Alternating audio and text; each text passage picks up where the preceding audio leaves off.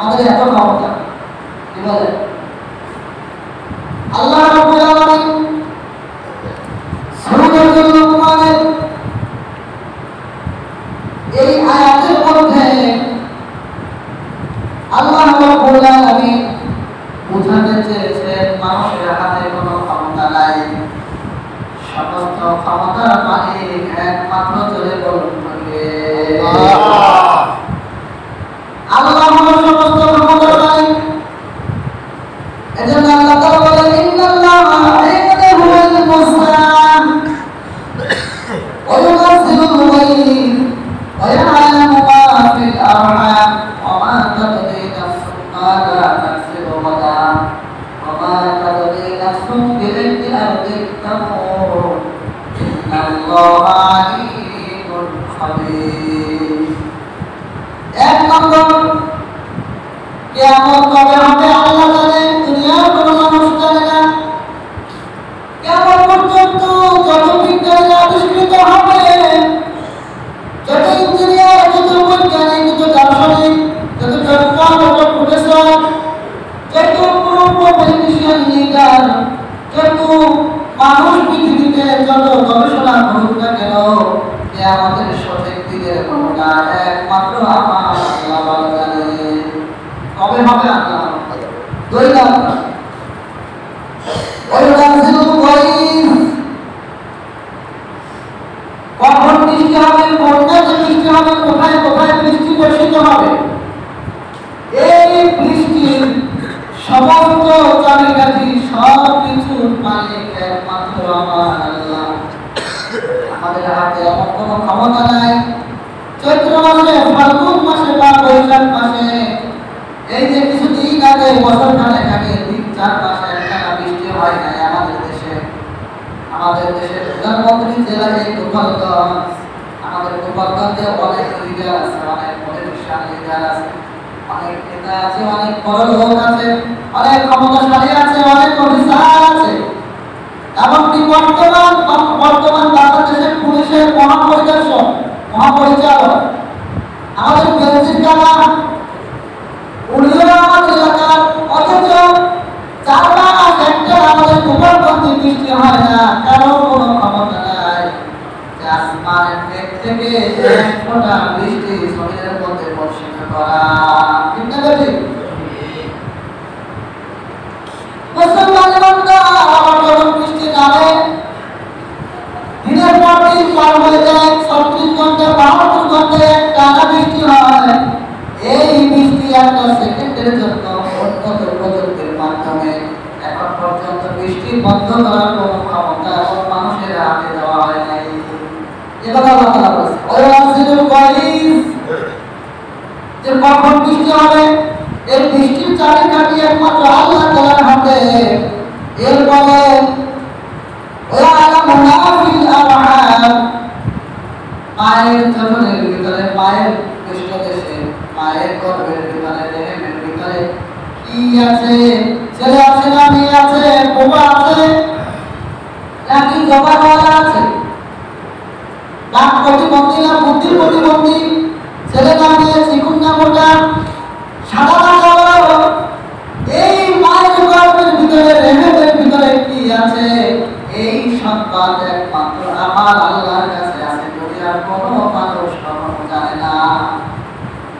আপনি বলবেন হুজুর আমরা তো জানি, ওই যে ডাক্তারের কাছে গেলে একটু লিভারের বিকল্পে নারীর পেটের তল পেটে ঘুরাঘুরি করবে, কম্পিউটার স্ক্রিনে আসবে, ছেলে নামে।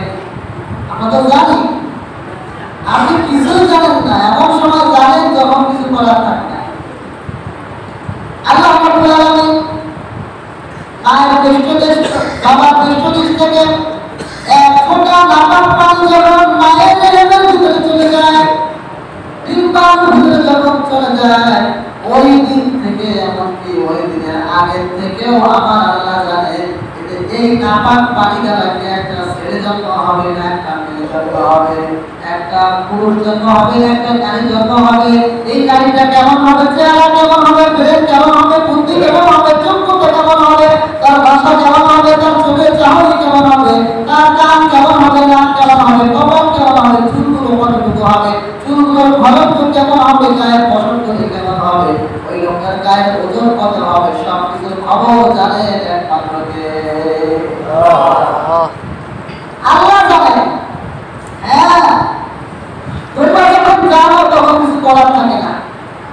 অনেক বাবা 5টা 6টা মেয়ে হয়, পর পর পর পর পর পর একটা মেয়ে হয়েছে আর একটা মেয়ে হয়েছে, এরপর এবার একটা ছেলের জন্য চেষ্টা করে, ছেলের জন্য চেষ্টা করেছে হয়েছে মেয়ে, আবার ছেলের জন্য চেষ্টা করেছে হয়েছে মেয়ে, আবার ছেলের জন্য চেষ্টা করেছে, এরকম করতে করতে 5টা 7টা মেয়ে হয়। এখন যদি আগেই জানতে পারতো তাহলে অ্যাবর্শনের মাধ্যমে গর্ভপাত করতে পারতো, যখন কোনো গর্ভপাত আকৃতি হয় না, মায়ের পেটে পরিষ্কার করতে পারতো যে সন্তান আসতেছে মেয়ে, মেয়ে আমার দরকার নেই, যে সময় দেখতে ছেলে আসতেছে ওয়েলকাম, আসো। এই সুযোগ আমার কখন পাই? 4 মাস 5 মাস 6 মাসের পর, 5-6 মাসের পরে আমরা পাই। আর ওই সময় কোনো ডাক্তারের কিছু করার থাকে না যে এর ভিতরে যদি মেয়েটা আছে এই মেয়েটা নষ্ট করে দেওয়া হোক, এরকম ডাক্তার কোনো ডাক্তার রাজি হবে না। 1-1.5 মাসের মধ্যে হলে ডাক্তারকে একটা ব্যবস্থা আছে পারবে, কিন্তু 5-7 মাস পর হলে হবে না, 3-4 মাস হলেই হবে না।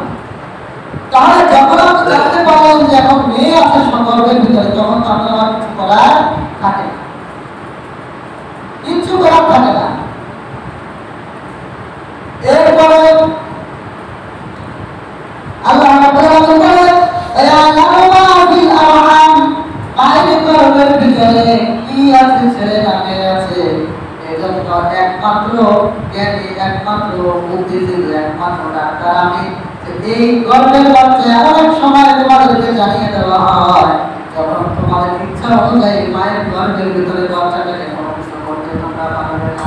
আবার এমনও আছে যাদের 2-3টা মেয়ে আগেই আছে, আবার স্ত্রী গর্ভবতী, হাসপাতালে নিয়ে গেছে একটু শখের খেলায়, দেখি না ভিতরে কি আছে, এর ভিতরে সমস্যা নাই, ডাক্তারের কাছে গেছে, একটু চেক আপ করেছে, আল্ট্রাসাউন্ড করে দিয়েছে। এরপরে ডাক্তার সাহেব রিপোর্টটা দেখে আগে জিজ্ঞেস করে যে আপনার ছেলে মেয়ে কয়জন? আমার 3 মেয়ে আল্লাহ ইচ্ছা, তাই না? এরপরে ডাক্তার বলে যে ভালো করে বোঝা যায় না, উল্টো দিকে আছে, মানে শীত অবস্থায় নাই, আছে ভূত অবস্থায়, দেখা যায় না, বোঝা যায় না। আল্লাহ করেন, হিন্দুদেরকে বলে যে খাউন খাউন করেন, মুসলমানদের বলে আল্লাহ করেন, যা আমার হবে চিন্তা করেন না, বোঝা যায় না, আসলে বোঝা যায় না। ডাক্তার বলে না, ওটা এমবিবিএস পাস করছে, ওটা এতটুকু জিনিস বুঝবে না, আর ভূত হইলে কি হবে, শীত হইলে কি হবে, ওটা গেলে পাশে থাকলে কি হবে, এটা না হবে, ওটা বুঝে না, 7-8 মাস হয়ে গেছে, উনি আমার কইতে পারে না, তো সেটা হবে না, এটা ঠিক না? এটা হয় কিনা? যারা প্র্যাকটিক্যাল শিখে যাবেন না, এরকম কিন্তু হয়। আগে জিজ্ঞেস করে যখন মেয়ে করো, ছেলে করে, কারণ ছেলে নাই, মেয়ে আছে 2টা বা মেয়ে আছে 5টা, এরপরে করে বুঝা যায় না, যা আবার হবে।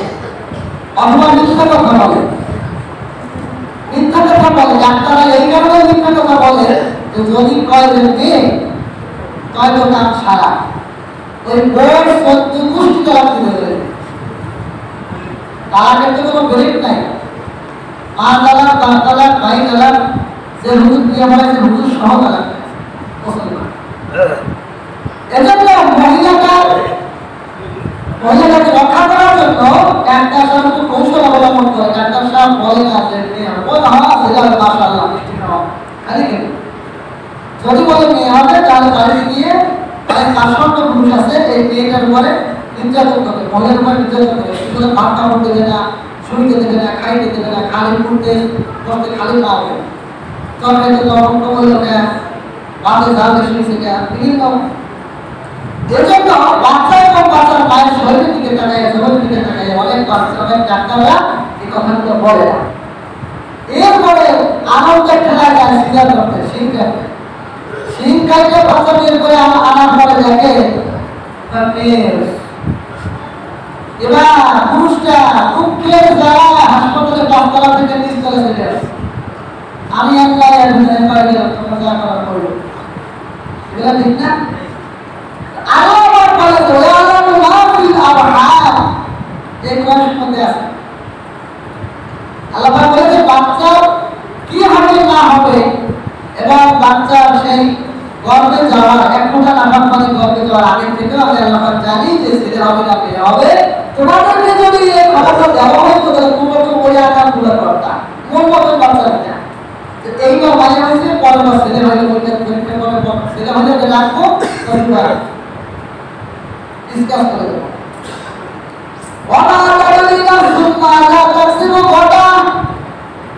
আল্লাহ বলেন 4 নম্বর আল্লাহ বলেন তুমি আগামীকাল কি কামাই করবা, কোথায় যাবা, কি কামাই করবা, তোমার কাজটা কি হবে,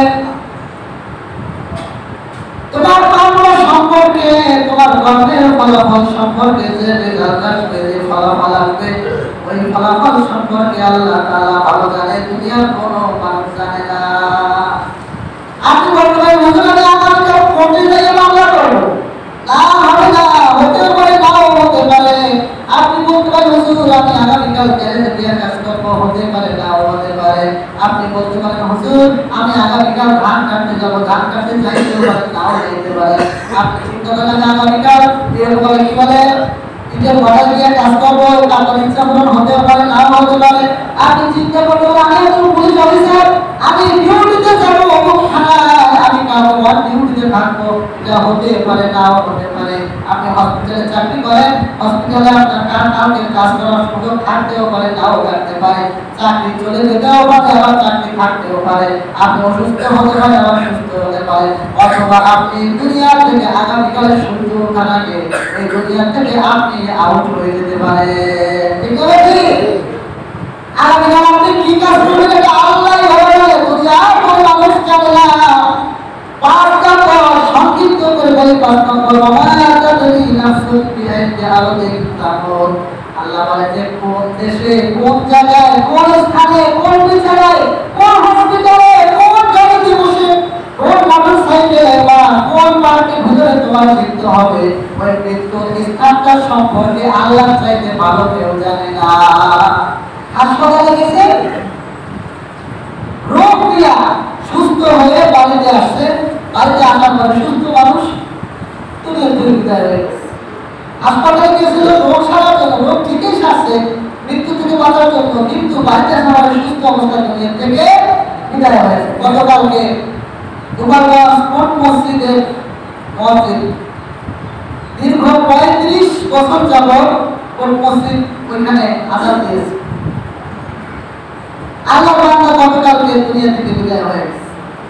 আজকে ফোনে জানতে পারলাম যে উনি লিভারের রোগী ছিলেন, বেশ কিছুদিন যাবৎ চিকিৎসা করিয়েছেন, সুস্থ অবস্থায় দুনিয়া থেকে গতকালকে মারা গেছে। আল্লাহ আপনার খেদমত করে কবুল করে যেন আল্লাহ তাআলা আপনাকে জান্নাতের ব্যবস্থা করে সবাই আমিন। 35টি বছর যাবৎ পর্যন্ত কোট মসজিদে আযান দিয়েছে, অনেকে চিনবে। এজন্য আল্লাহ তাআলা বলে আমার তাদের নাফসুক মাদা আমার তাদের নাফসুক বিআইদি আলমিক তামুত। আল্লাহ বলেন যে কোন জায়গাতে তোমার মৃত্যু হবে, কোন স্থানে মৃত্যু হবে, কখন হবে, এই মৃত্যু সম্পর্কে যিনি জানেন তিনি হলেন চলে যাবেন আল্লাহ। মনে আছে শব্দের কথা? ইমাম মালিক রাহমাতুল্লাহ আলাইহি ওই যে এক পীরের কাছে গিয়েছিলেন, ওলির কাছে গিয়েছিলেন শব্দের ব্যাখ্যা জানতে।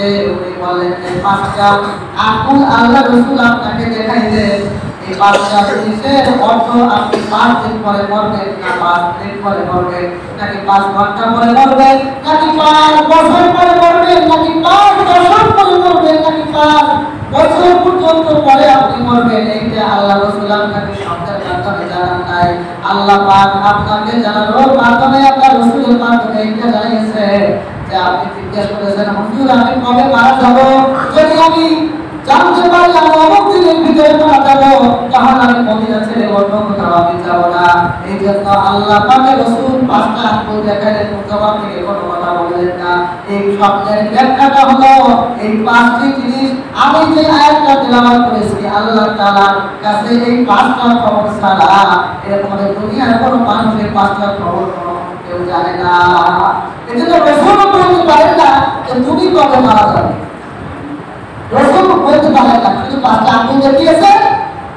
যখন কিয়ামত হবে, কোন মেঘে বৃষ্টি হবে, মায়ের রেহেমের ভিতরে কি আছে, এরপরে আগামীকাল তুমি কি ইনকাম করবে, কামাই করবে, রোজগার করবে এবং কোন জায়গায় তোমাদের মৃত্যু হবে। রাসূল এই 5টা জিনিস আপনাকে বুঝাতে চেয়েছেন স্বপ্নের মাধ্যমে।